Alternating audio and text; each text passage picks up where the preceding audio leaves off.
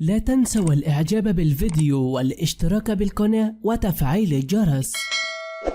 شاهد لحظة جنازة عصام نجلة القارئ المصري الشهير الشيخ عبد الباسط عبد الصمد وما تحدثوا عنه الإعلام.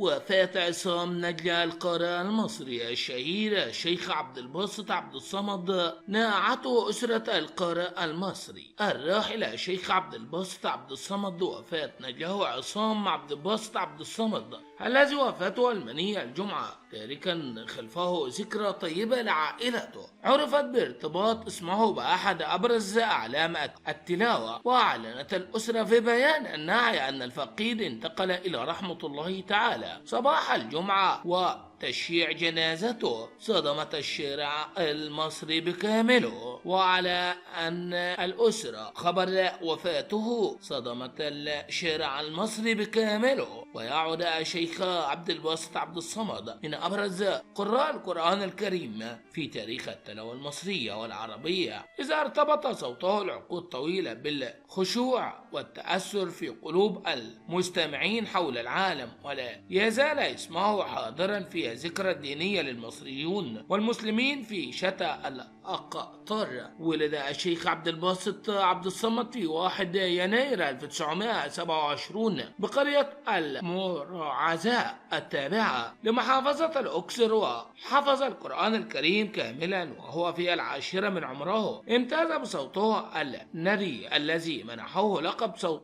مكة، والتحق بإذاعة القرآن الكريم عام 1951، كما تولى منصب أول نقيب لقراء مصر عام 1984.